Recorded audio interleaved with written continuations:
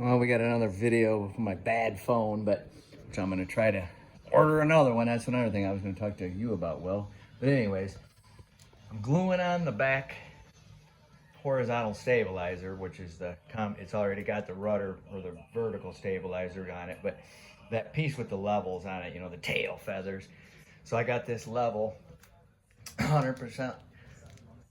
I mean, these levels, it's my work level. It is spot on.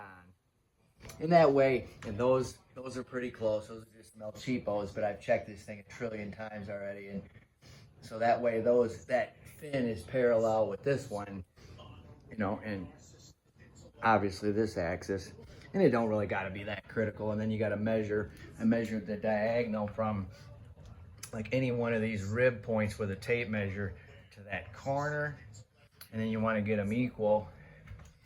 So I would go from, you know, like this same spot over to that corner, and I got it. When I pinched that little clamp on the tip, I had it just perfect, which means, you know, the trailing edge of that stab right there would be parallel with the wings and all that stuff. You just don't want, I mean, you start putting these things 1 degree here, 1 degree there, and everything's cocked, and, you know, I don't know, I'm sure it doesn't really matter, but it does matter overall, and I want to make it right, but it's pretty good. So now I just got to not bump this thing for about 4 hours while I walk around it. Probably stoned out of my mind later, but yeah. So I got the epoxy, you know, it's just that one little thing there, and then that's clamped in the back, and I got a pin in the bottom, and this is you glue one of these on wrong, and it ain't no big deal. I mean, you know, you could recover from it, but it's just not what you want to do, especially this late in the game. Because now I'm going to put the rudder and the horizontal on when it dries and get everything on, and I got to start balancing it. See, because I might have to put some lead in the tail. And I got a little access port underneath there that I could put some weight in.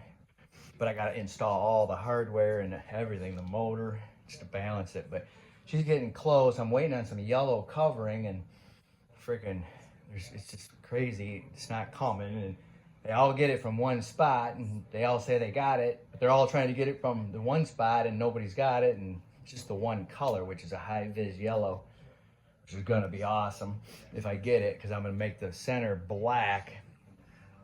It's already black on the bottom. You can see I covered the bottom. That side's black, but the top is gonna be yellow, but the middle is gonna be black. So the top of those wings will be yellow, but just the center will be black. And then when you flip it over, it's gonna be the opposite. So the bottom of the fuselage will be yellow and the bottom of the wings will be black. So there ain't gonna be no mistaking it which way, you know, when I got it flipping around, it's yellow on one side and black on the other. And I got the checkerboards for the, you know, stuff back here, which can't really hold them up too much, but now this is where this goes.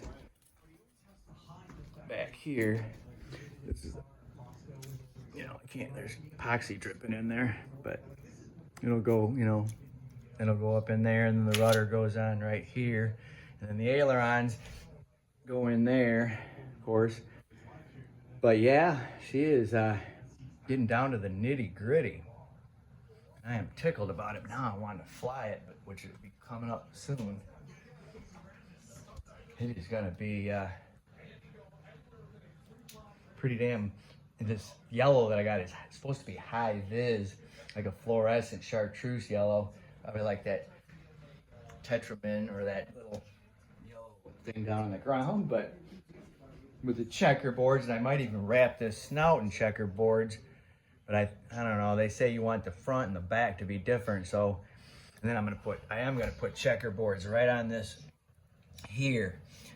And they'll probably go back to about this first spar here, just wrap here and down. And so that way when that airplane's coming at you and you're, you know, it's way out there coming at you, trying to land it, you just see those checkerboards. And then I was thinking about putting a yellow spinner on the nose of the motor.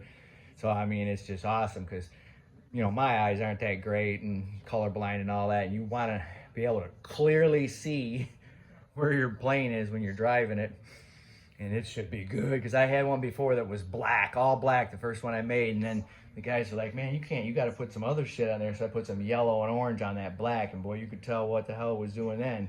Because I mean, these things will be 800 feet away from you, or 500 feet away, and 500 feet up. But anyways, looking good.